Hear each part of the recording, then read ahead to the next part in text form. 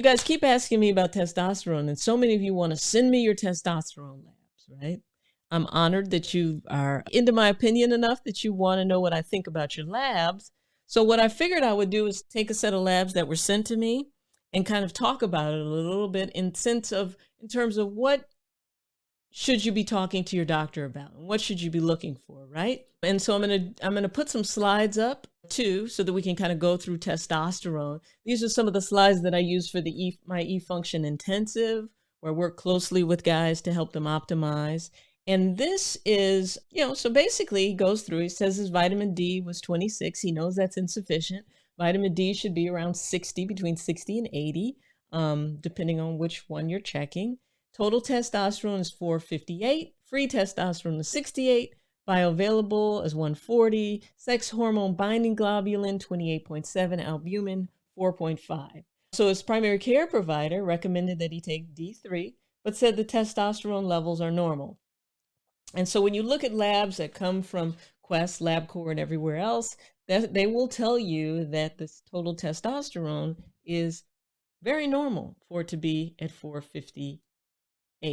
And then those same labs basically say if you're above 300 with your total testosterone, you are in a normal space and you don't even need to think about it. So what I want to show you guys today is kind of a look at testosterone and just kind of look at what we know clinically in terms of testosterone levels, and to give you some references so that you can feel comfortable if you decide to get on testosterone.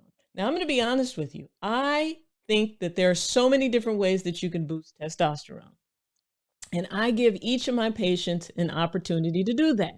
We go through all the natural things. I give them a whole handout on all these different ways that you can boost testosterone naturally. So let me share those with you.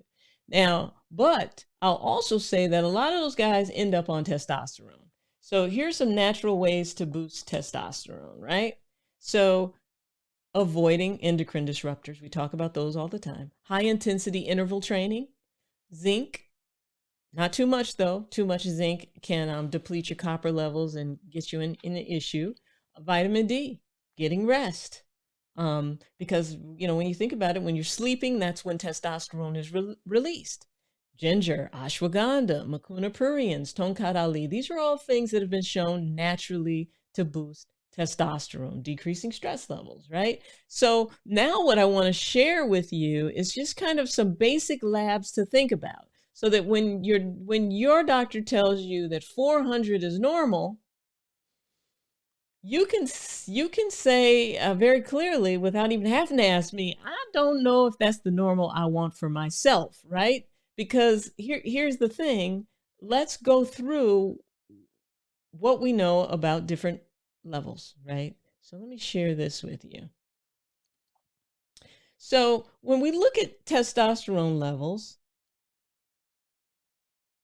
less than 380 has an increased risk for heart disease, right? Less than 283, increased risk for depression. Less than 231, increased risk for ED. Now, let's go to the next slide. His was around 438. Less than 432, low energy, increased fatigue, reduced libido. That doesn't sound fun. Less than 450, increased risk of type 2 diabetes. Less than 600, increased risk of mortality associated with a heart attack. Less than 900, trouble with your cholesterol. Less than 900, arterial stiffness, meaning those arteries kind of start to get stiffer. Less than 900, high blood pressure. Less than 900, having that dad gut that you can't get rid of. Sarcopenia, less than 900. Sarcopenia basically means like thinning out of the bones. Lower exercise capacity, lower than 900. So I'm showing you all of this to show you that I am a fan of my guy patients having the testosterone that they need. Less than 900, Alzheimer's disease is an association. So with that being said, we want to talk about all the natural ways to boost testosterone. We absolutely do. But for some of you, you're going to benefit from considering testosterone replacement. Signs of low testosterone is really associated. Are you having, getting hot flashes? Guys start to get hot flashes. It's something called andropause, where the androgen pauses. Your testosterone levels pause a bit because of it, But I will say this, with every low testosterone individual, what can we do in your lifestyle to boost it up? Right? Are you being constantly eating food that has toxins in it? Right? We need to give that up.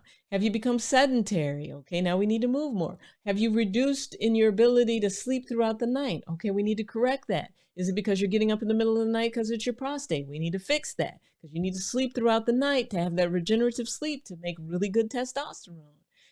Is it something that's happening in your life that's contributing to a low testosterone thing? So we want to fix that.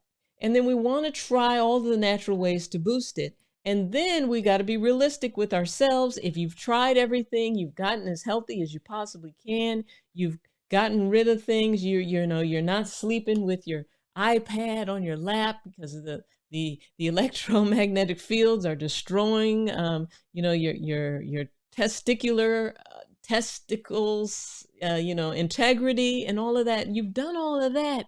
Then ultimately sometimes it's just okay to say, listen, doc, I think I need a little testosterone. And if you're showing numbers in the 300 and the 400 and your doctor's telling you that it's normal, but you don't feel like it is, we treat the numbers and not, we treat the patient and not the numbers, right? So if you are telling me you got all these symptoms of low testosterone and your testosterone is 400, I can say, okay, well, this person's testosterone is too low for him. So we need to work on trying to boost it. Now, if you're showing 400 and you feel great, your erections are strong, you're not tired, you're exercising, you're not gaining weight, you don't have any diabetes or hypertension, there are no prostate issues and nothing like that, then 400 is okay for you. So this is what I say, everybody's so different. So 400 for most guys is kind of low. Yeah. But 400 for everybody isn't necessarily low. You'll find just as many guys at 400 feeling fantastic as you will having 400 and feeling terrible. So it really kind of depends on the person. So I cannot just get a set of labs and give any recommendations. I have to know more about you as a person. I need to know about your lifestyle. I need to know what you're eating, how you're sleeping, all of these different things, because ultimately those are the things that go into your doctor deciding whether or not you need to be on testosterone. We got to know your past medical history. So all of it swirls around. So it's not just about a number. So you test your testosterone levels because you're not feeling like you used to, because things aren't flowing like they used to, because the D isn't responding like it used to. You're in a bad mood. You're depressed a little bit. You got all these other things going on. That's the reason to check the testosterone. And then you match that clinically to what's happening with you. How are you feeling on the inside? How's your life structured? And all of that. And that's ultimately how you can decide whether or not testosterone supplementation is for you. And so then, that I know it. I used to be there too, where you're thinking, testosterone, I think it gives lots of heart attacks and it can, cause so many things with people. I want to give you some resources so that you can actually look them up and realize that these controversies about whether or not it's giving heart attacks can actually be debunked. So this is a good place to start. It is actually an article. It's an article that was written in 2015, and it's Testosterone Therapy and Cardiovascular Risk, Advances and Controversies. And it was published in the Mayo Clinic's proceedings, right? So this is a really good place to start. And so the one that really kicked this off so that everybody just got really scared of testosterone supplementation was an article written by a doctor with the last name Vigen, right? And so it's quoted here, but pretty much since he came up with this idea that After 3 months of testosterone supplementation, all of these guys were getting heart attacks. Basically, 160 leading testosterone researchers and 29 medical societies from around the world called for a retraction of the study, following the revelation of the data errors, and that it just was a very flawed study. So since that time, they've done other studies to see how is a man's health impacted when his testosterone levels are normal for him. Not necessarily how he is when he's on testosterone, but how is the health outcome when your testosterone levels skew high as opposed to skewing low, right? Because technically when you're getting these labs from LabCorp and everything, they're basically telling you, for what's normal for a 65-year-old guy, right? And that's what they consider to be a normal testosterone level.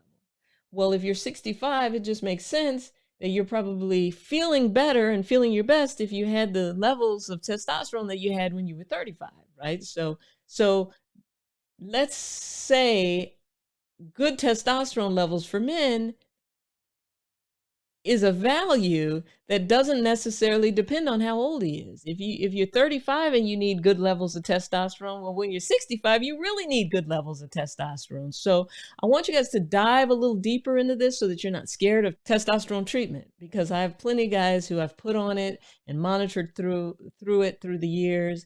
And I honestly, for me, I haven't had any adverse events, but I've had guys write to me who have.